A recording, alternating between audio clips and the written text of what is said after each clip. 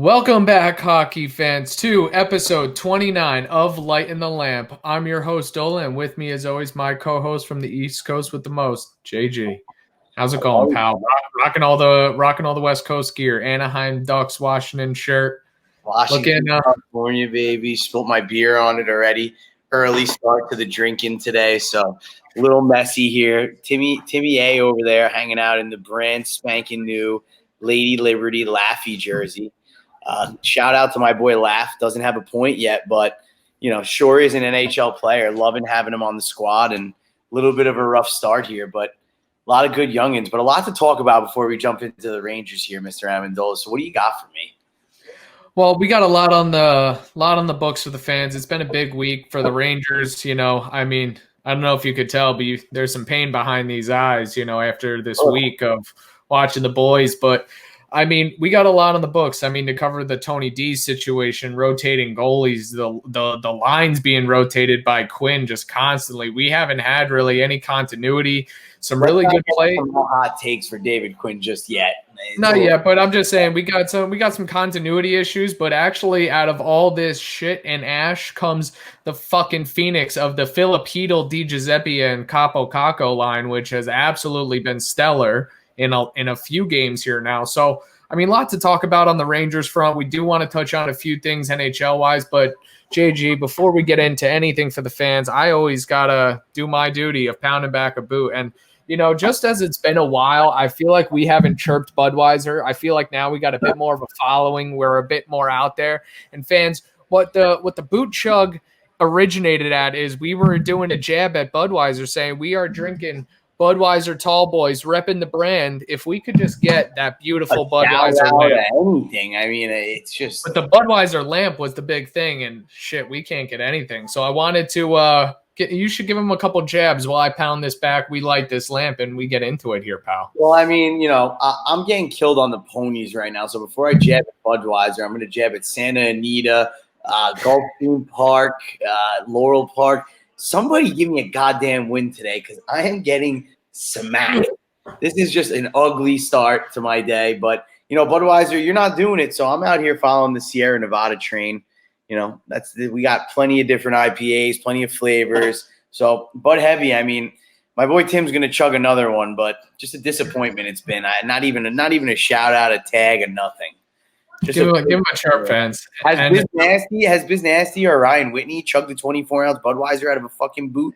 29 times? Haven't done it. Hasn't been done. Wow, damn.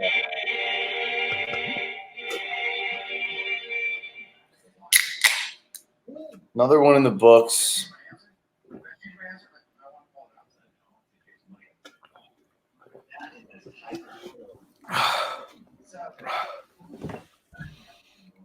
Ooh. Oh, and another on deck. Just how we do it here at the Lamp. Oof. JD. Boot in the books. Boot in the books. Just lost another race at Santa Anita. Got boot in the books. We got a lot to talk about. Let's hit a little Lamp gambling corner as it's a Saturday. We're getting right into it for the fans. And right now we got to get into some Lamp gambling corner. We're talking about the things that we fired off with. We felt in the pits of our stomach after a wild week of games. What do you got for us, JG? I know you were the one sending them in. What are you feeling?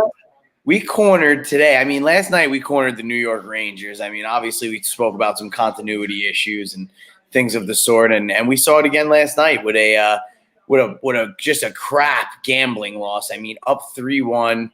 You give up a late one in the third. You go into the third 3-2. You hang on. You give one up late, and then with all the opportunities in the world in overtime, Hedl, you can't be mad at him. He was probably the best player in the NHL last night from all the hockey I watched. Hits a post, doesn't bury, and we lose in a shootout on another bad coaching decision. David Quinn scratches Tony DeAngelo for 2 games, and then we decide we're going to throw him in down a goal in the shootout to be the third shooter instead of putting the guy who was the best player in the NHL in the shootout last night. So, it is what it is. I don't agree with it, but end of the day, tonight we're going to corner our arch nemesis. I can't believe I even laid a dime on a team with this name, but the Philadelphia Flyers, we're all over them tonight. We got you 100 to win 130. We got you 50 to win 223. The Philadelphia Flyers and Ottawa Senators on a 2-team money line parlay. And then we got a 4-team money line parlay: Montreal, Philadelphia, St. Louis, and Ottawa. 25 to win 330 to top it off here. And we're really reaching right now because it's been a tough start to the gambling season for the Lamp boys. Well, I mean, obviously we've been betting on the Rangers, and it's been a rough start all around for the boys. I mean, we're putting our faith in the team, and they are not delivering for us. I mean, game 1 get absolutely shellacked by the Islanders, and then they wait till game 2 to put the beating on them. I mean, again, just been a roller coaster, peaks and valleys that we've been going on, ups and downs. But before we get fully into the Rangers, let's just talk about some NHL news. And probably the biggest news that hit the market today was Pierre-Luc Dubois being traded with the 3rd round 2022 pick to the Winnipeg Jets for Patrick Laine.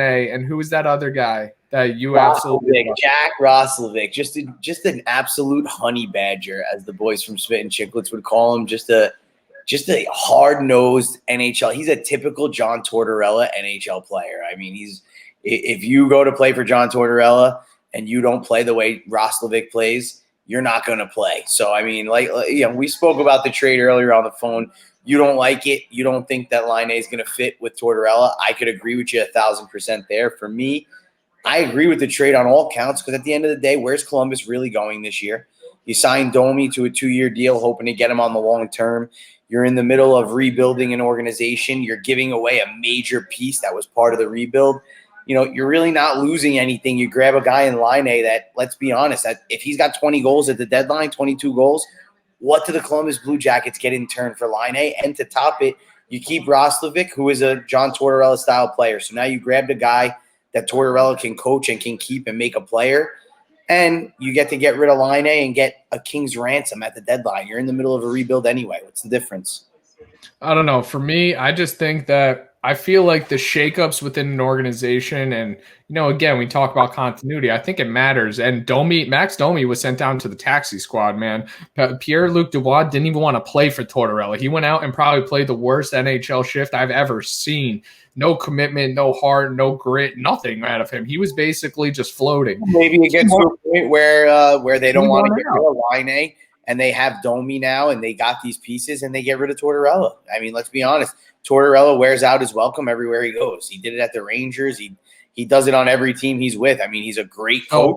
He's a great coach for a certain type of team in a certain type of team. He would be great for the Islanders right now, a really gritty team. I mean, Barry Trotz is coaching the boys to a T. For me, he'd be a great – again, we're not going to get too far into the Rangers right now, but for me, David Quinn is reeling. He's young. He's still learning. He might not be ready for what he's got in front of him in New York. That's my opinion. I like the guy. I coached great in college and whatever. He's got a great reputation. He seems to be a good coach. The guys like him. But let's be honest, a team where the Rangers are could use a John Tortorella. A team that's lacking a little bit of that grit and that shot blocking and that next level team companionship. This could be the stage where New York looks at a guy like John Tortorella. So let's not – and he's a John Davidson guy. Let's not throw that out the window. So, you know what I mean? There's a lot of things going on in the league and around the league. I mean, if these guys continue to not get along with Tortorella, it's only a matter of time before Columbus has to let him go. You can't continue that was it, though. That's it. Trade away top-end pieces every year because they don't get along with the coach. Eventually, you have to keep some of these pieces and try to grow. And if they're not going to get along with Tortorella, then his welcome has been overstayed in Columbus, and it's time to move on. I mean, I just feel like, again, I feel like they had a king's ransom across the league. I mean, if you were listening to the trade rumors, there was 10 teams interested in Dubois, and you're telling me giving up a 50-goal NHL scorer. I understand what your view on Laine is because a lot of people have similar views. I do at certain points too. But end of day, he was a second overall draft pick and a 50-goal scorer. Where are you getting that in a trade for Dubois? You might get 2 first-rounders and a 25-goal scorer, but where are you getting a 50-goal scorer, second overall draft pick, established, played in the playoffs, and has been on a team with a veteran leadership and can probably move on somewhere else and do the same thing again without being where he is? Where are you getting that trade? That was I would probably the still, most solid piece you're going to get in a trade from anybody. I would still think that, especially what they're giving up, they would want, especially for, if I wanted Lane, you could go get people like JT Miller, Kevin Hayes, Zuccarello's, people all over the league that are just as effective, just as talented. I feel like that are going to elevate your team and not cause a ruckus in your organization. But how do you know that Line caused a ruckus? A lot of these coaches are really over the top with these players and shit. Like Line might not have really done anything. He just didn't like what the coach was doing, and the coach didn't like what he was doing, and they're not agreeing with each other. You didn't have a situation where you're hearing the shit that's going on with Dubois, and he's going out and not playing for a coach and physically showing the fans, hey, I'm going to go out there and I'm not going to do a goddamn thing because that's how bad I don't want to be here. I never saw Line do that. There were times he didn't like it. There were times he sat on the bench. He might have looked like he was moping. We've all done it. If you play hockey and you're a competitor and you're upset with something, sometimes it shows in your face. It's a bad trait. It's a bad habit. We're humans. We do it. And that goes for NHL athletes making $8.5 million also. I feel like he's also been rumored to be more of a player that just like he shows up, throws on the skates, and is like, I'm going to score 30 goals. He's a shooting guy, and he's good enough to do it. It doesn't make it right, but maybe in a new situation in Columbus, he's got teammates around him that are like, hey, like, let's take this a little more serious. You got to give him a situation, and he, again, like Dubois wasn't getting along in Columbus. He wasn't getting along in Winnipeg. It's a clean swap for two players that didn't want to be where they were. They weren't happy with their coaching staffs. They weren't happy with what was going on. Maybe it works out for both teams. I think you're jumping the gun on this like Line being lazy thing. Like you've only seen him in one situation where he hasn't been happy for 2 years and he still produced. Still, like if you're two big market players, like really, you traded basically Ohio of Canada for Ohio. Like, let's be honest. Like, yeah, 100%. Literally, it was a clean swap for two small market teams for two high end players. Winnipeg makes out on the salary. Columbus has cap anyway, so it doesn't matter that they're grabbing Line's salary. It works for everybody. And again, if it doesn't work for Columbus, they get a king's ransom for him at the deadline, and Dubois is going to fit in Winnipeg. It's a big, heavy playing team. He fits that style of play. He's going to – for Winnipeg, great trade. Already, off the bat for Winnipeg, great trade because let's be honest, Dubois brings the same skill set as Patrick Laine. He's just as skilled a player, but he plays heavy. He goes in the corners. He gets in your face. He's that type of player, and that's that Winnipeg style. It's like the LA Kings. It's like you go to them and you're playing these big, strong players that are at another level for their size. So, I mean, I think it's a great trade for Winnipeg, and I really do think it could be good for Columbus. I'm not opposed to it. Yeah, we'll see. I mean, we'll definitely see by the end of the season. I mean, only 56 games, and I mean, we're already 4, 5, 6 games into this season. Like, yeah, I mean, a couple more days and you're a fifth of the way in. Yeah, I mean, it's moving quickly, but I mean, so. Obviously talking about that situation, we'll definitely see how it works out for both teams, who rises, who doesn't. I mean, Dubois hasn't really had any points yet this season, so hopefully he can light a fire, hopefully here soon and get it going. But let's get into the Rangers because obviously plenty to talk about there.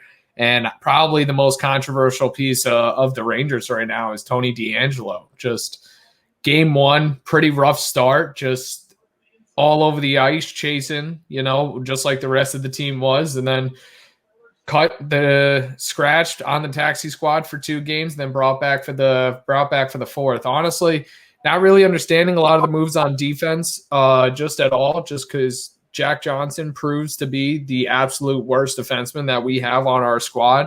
He's slow. He's a step behind everybody. He's laying the body, but it's almost like he's like finishing checks more than actually laying good checks in open ice, cutting off passes. He just seems a step behind. And the fact that Brendan Smith was scratched on the last game over Jack Johnson playing, I really didn't understand. Brendan Smith has been everywhere. He's been effective. He's been versatile. He's been in the offensive zone. He's been moving the puck. He literally had an amazing outlet pass for a breakaway to a goal, like for Panarin. And it's just like, that is what we need to see. Why are we not rewarding a player like that And then even just Georgiev and Igor just switching. I mean, Georgiev, I guess, game 3 getting lit up a bit, switch back to Shesterkin, but again, just I feel like between the defensive pairings have switched every single game. Offensive lines have switched every game. It's just been it's been a lot to take in with a lot of good play and a lot of bad play.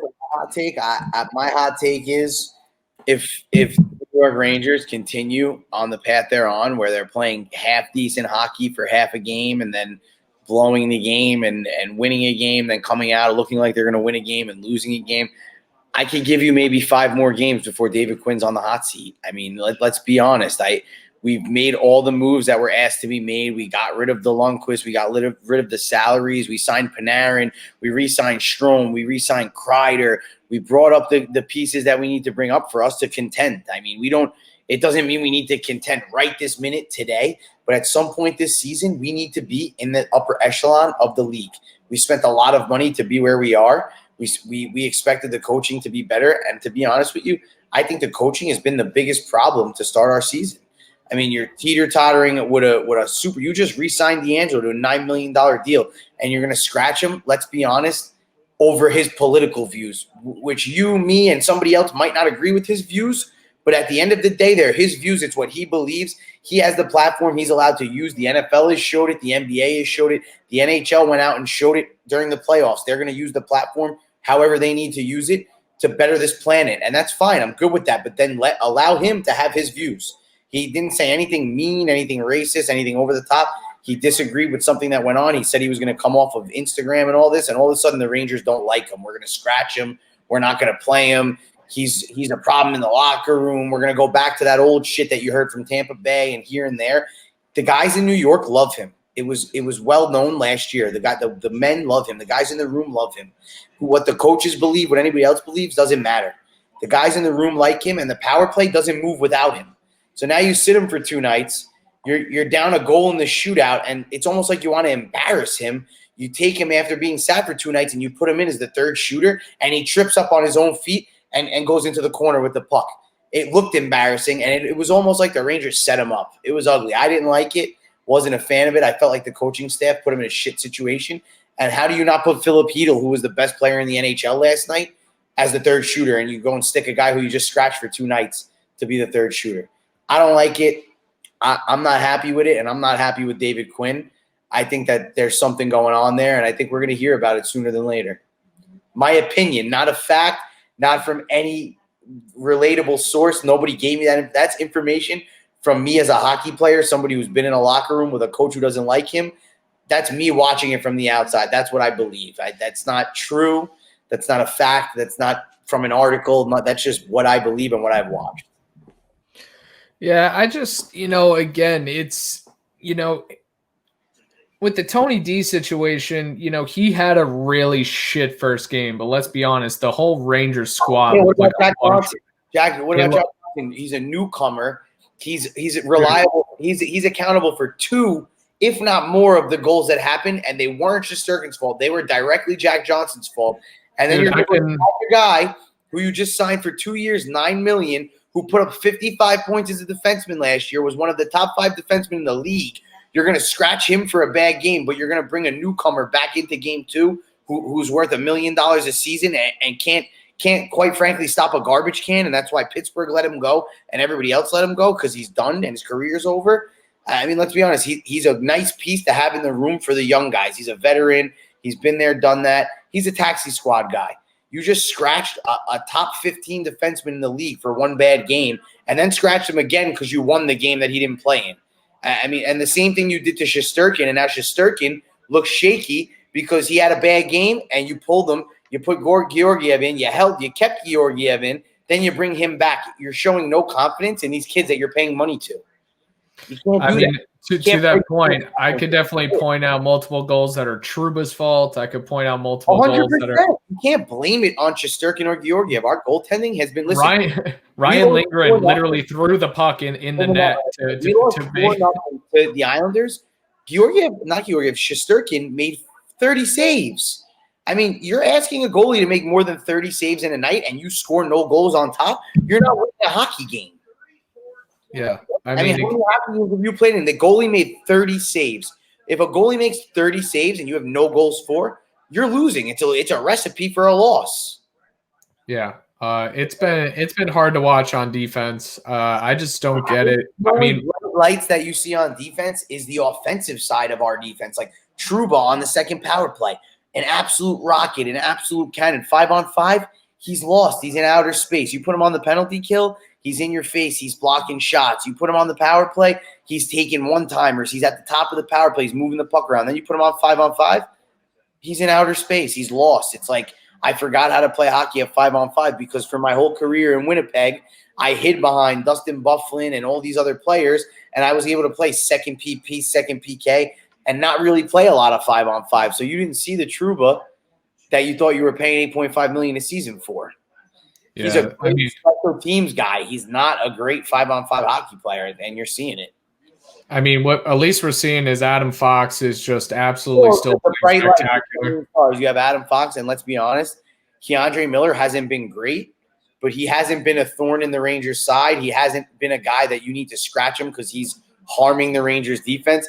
He's playing just fine in a 5-6 role, and his skating and his size is showing. In every game, he gets better and better. He had an assist last night. He looks good. I like him a lot, and between him and Fox, you can see that the young guys are up and coming, but it might be time to, we might just have to get away from all.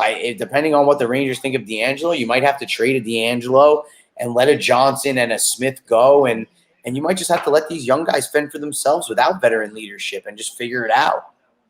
I mean, we do still have Nils Lundkvist, Zach Jones. I mean, we have so many guys that are ready basically right now. It might be time to just let the boys just get after it.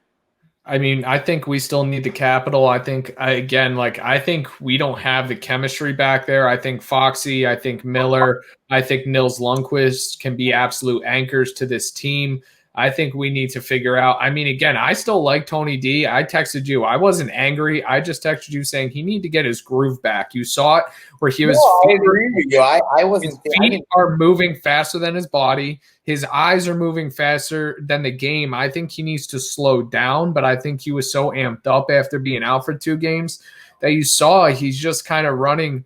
His tires are spinning out there. He's not catching the traction. And I still believe in Tony D. He's a fantastic defenseman, but he needs to get his groove back. Shesterkin needs to get his groove back. We need to find these pairings that are going to actually play together. And again, I just feel like the Rangers play right now. It's fair. It's there. And again, on the special teams, I even said the special teams, we look good. We keep control. We can enter the zone. We have presence. We move the puck around. We have a problem getting pucks to the net because it seems like we only like to shoot into offensive and defensive legs. I don't know how we do it. We pick every leg, stick, and every place that we can beyond the goaltender or the net. But, it's been interesting back there, but I think by the end of the year, we're going to have to see a little bit of movement in terms of the defensemen. I think something's going to have to happen because, Trouba just ain't cutting it. Jack Johnson ain't cutting it, man. They are just bad.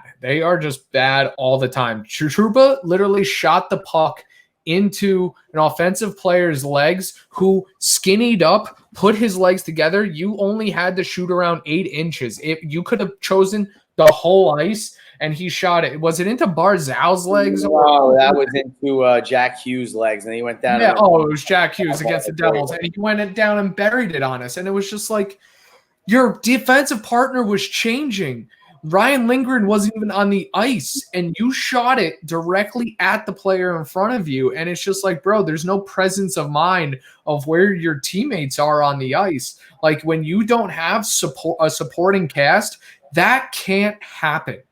So I don't know. It's just a lot of those decisions from you would expect from a young team, but it's not the younger players making the mistakes, bro. And that's kind of troubling. So I don't know what we do there, but again, I think we gotta just give them room, right? Give room to the team. They're young. They're figuring it out. I mean, if we want to talk about something positive here on the podcast, Di Giuseppe, Hedel, and Capo Caco are some fucking third line, dude, and I am stoked about it. They have been probably our best line. They're incredible. Di Giuseppe, nowhere, but I think he fits in as a really nice piece to that line. And Capo is looking a lot like how Jack Hughes is. I got to say, when I watched Jack Hughes last year, looked small, looked weak, looked just basically light on his feet, getting pushed around left and right. The kid is playing like a man this year. He put on apparently 15, 20 pounds of muscle, and you can see that in his game, how he plays, how he approaches the corners, how he digs in. And Capo's looking just like that. I mean, I think in game one, he looked lost a little bit, but I think when he's not on that first line against the other line or the other team's top line, he excels, man. He does show out. You see him on the ice, and he makes his presence known. And I thought he had an absolute beauty of a goal in the game against the Penguins, streaking back door and putting that home. So, listen, Kako's been great. You can't complain about anything Kako's done. I mean, he's taken that next step, I feel like, from last season to this season. Absolutely. I mean, he looks like he's going to be a point a game, at least a point every other kind of guy for this year. So that's nice to have. But but again, the smile on his face, dude, when he's playing the game, he's having fun.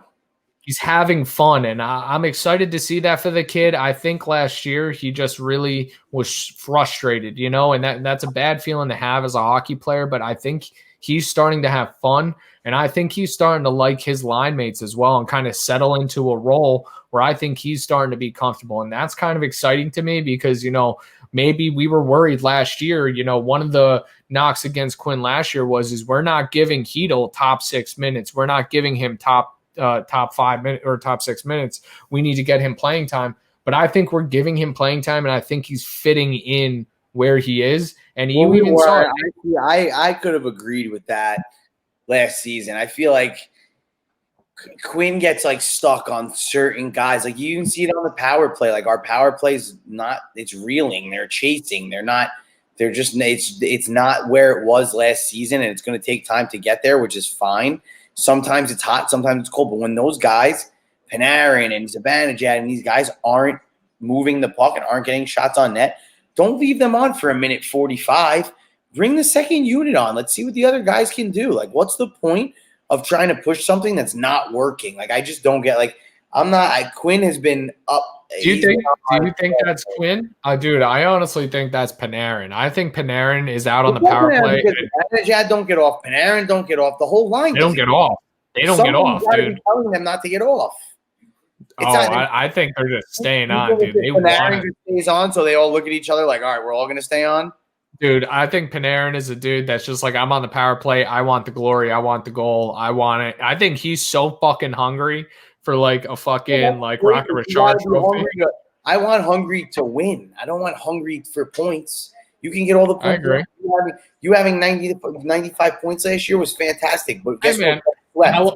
I only say what I'll say is because when I watched the press conference after the win with over the Islanders between Buchnevich and Panarin, Panarin and Buchnevich both speak in Russian. The reporters are talking to them, and Buchnevich made a joke to the reporters telling him that Panarin told Buchnevich, the only thing you need to work on this summer is getting me the puck.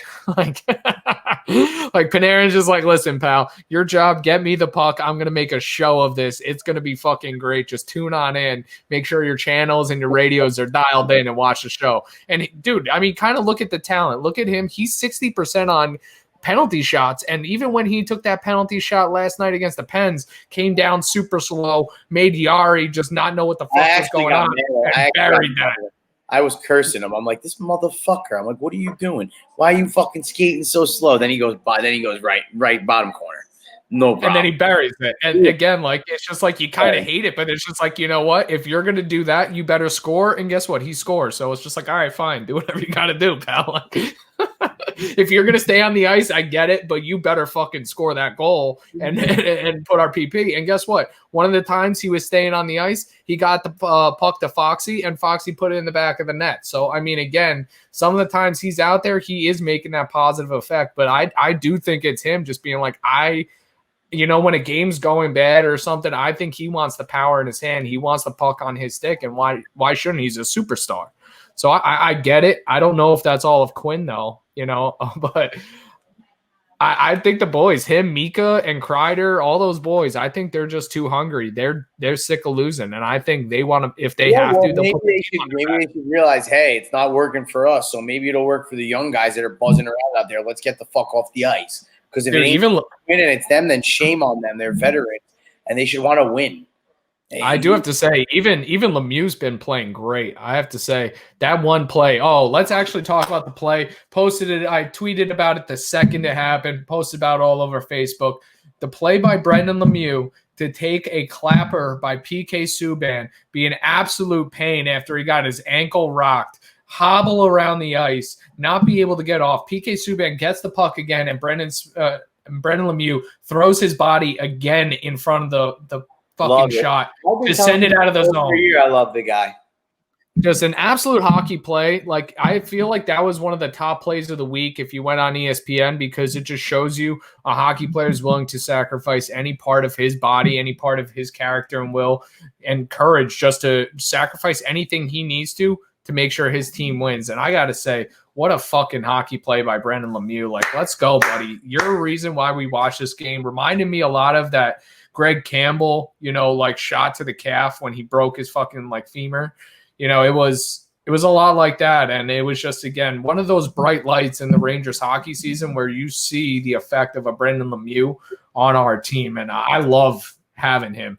Dude, it was funny. I saw a couple comments, a couple people being negative, like, oh, he's such a piece of shit. He deserved it. It's like, bro, fuck you. Like, are you kidding me? Like, why are you knocking a guy why do you even watch hockey if you don't like praise a guy for something like that? You know what I mean? Like, you're tuning into the wrong sport. But who knows? How about fucking Columbus hanging in there after the big trade? They're up 3-2, 7:16 to go in the third year. Fucking Columbus they're getting outshot by the Lightning naturally. Sure, the Lightning are beating the piss out of them. I haven't even turned the game on. But dude, the Lightning says it's 25 shots, but you know that it's 100 shots. A lot by just let's get into this. Victor Hedman with 3 games played, 1 goal, 4 assists, 5 points. Like, not a big deal.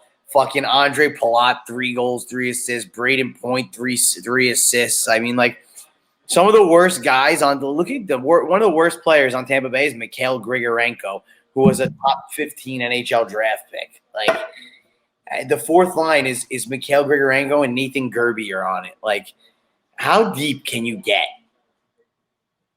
Hey man, the temple that Steve Yzerman built is I gotta get a cold glass. I'll be right back.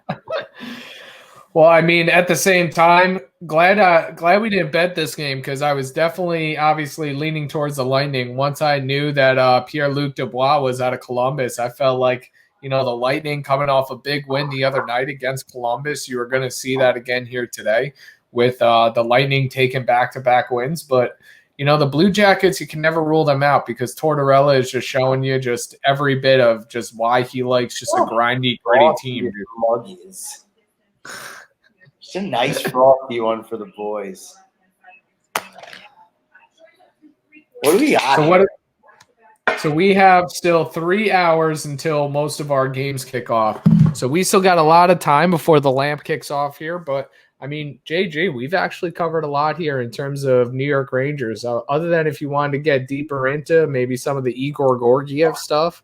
But I think we talked about it. We went through the power play. Tony D. Trouba's been absolutely a nightmare. Jack Johnson's killing us. We need Lafreniere to score a point. I mean, I'm wearing the jersey. Haven't seen our guy score a goal, get an assist yet. Seen him out there for some pluses. Seen him out there for a celebration or two, but hasn't been the guy actually putting the puck in the net. He's been making plays. I mean, you said it before. He's playing like a man. He's playing like he's asserting himself. I definitely feel like he has more presence than Capo or Jack Hughes did last year. But I definitely think there are some other picks around the league that went later than him that are already making themselves known on the stat sheet, and I think he needs to translate there as well. But 100%, I couldn't agree with you more. My only thing is he's been damn close. I mean, he's playing on a team that just started the season like shit, and let's be honest. I mean, like, he's right there. He's just even that line. They put him on the Panarin line. Even Panarin and them just aren't wheeling and dealing yet. I mean, you stick him on that line now, there's no way he doesn't score 2 points a game. I mean, you saw what Panarin did for Strome last year. It's just a matter of time and timing. He's not, he honestly, think about if he were in the position that Kakko was in, he's playing good hockey. You can't be mad at how he's come out. I mean, he's playing very good hockey. It's just a matter of if he was on that the Kakko DiGiuseppe Hedl line, he'd probably be producing at a rate that Kakko's producing at right now. The line that he's on isn't producing. I mean, Panarin produced in 1 game, and that's it. Scored 2 goals. That was it. Yeah, I know. So what do you think for the outlook of the Rangers moving forward? We got the Pens 3 out of the next 5 games. So we got a long stretch against the Pittsburgh Penguins here. And honestly, man, come back against teams that we lose to pretty damn good. So I'm not too worried about the Pens. I'm still secondary to the coaching. I don't love it. I don't know. I love the thought of David Quinn when we got him. There's just something going on. You saw it in that 3-game series. They didn't even play for the guy, and now you're seeing it again. You're seeing guys that don't even. They're just like, fuck this guy. That's what it seems like. Like there's points in the game where the guys just are upset, and it seems like fuck this guy. Like I'm just gonna skate around. Like you can't have that, man. You can't have that. We need a coaching that understands the fact that we have these young players and they need to get their chance. Like it is what it is. Like Jack Johnson needs to go out of the lineup for Nils Lindqvist or somebody from the AHL. Like these pieces, we're not going to win a cup until these pieces are part of the picture. So let's make them part of the picture. Why are we going to hide them and play the Brendan Smiths and the Jack Johnsons and even on the top end? You talk about it, the first line. You got Zibanejad, Kreider, Panarin. When that shit doesn't work, David Quinn is the coach. They're not the coaches. It doesn't matter what they get paid. If it's not working after 45 seconds, he should be over the fucking boards screaming, yo, off the ice, second PP. It's not hard. Every coach in the league has done it. The guys are great, fine. They're worth a lot of money. They might get mad that you pulled them off. But you saw the other night, they couldn't do shit. Who was it against? The Islanders in – Maybe game 1 against the Islanders. Oh, it was the Devils. They couldn't even break the puck unit with Lafreniere, Trouba, all over them. Buchnevich. That unit, they were coming out for 25 seconds and getting 3 or 4 shots on goal after the main unit is out for a minute 45 and they don't get a shot on goal. If you're David Quinn, you're the coach. You're in charge. Panarin's not in charge because he makes $11 million. Kreider's not in charge because he makes $7 million. It doesn't work that way. If you don't rule the roost and the players rule the roost, you're never going to win a cup. Yeah. The bottom line, the coaching has to rule the roost. You can't let these guys say, we're good. If they're on for a minute 30 and you didn't want them to be, then sit them the next power play and play the second unit. The second unit had 4 shots in 20 seconds. You had 0 shots in a minute 40. Why should we keep you on the ice? It should be next man up. That's why I love a Tortorella coach team. It's always next man up. Dubois doesn't want to be here. No problem. We'll bring a guy up. Teixeira, you're up. You're up. Boone Jenner, you're up. It's always next man up. And that's the way it should be on every team. You're not seeing that in New York right now. You're relying on, we signed Panarin and we signed this one. So these guys have to be the guys. It's not the way it works. You sign them. They're good when they're good. If they're not good, the other guys have to play. Yeah, I mean, I feel like we have that fire, that mojo. I mean, you look at last year and we came out slow as shit. But I mean, after the All-Star game, we were one of the best teams in the NHL, right? Like I feel like again, we're just kind of beating ourselves and always trying to play from behind. Like you look at our hockey games, we're always playing from behind. We always go down a goal and then have to fight back and stuff. Even with the Penguins, we went down a quick one and then we had to fight back to get to a win, and then we let them back in the game.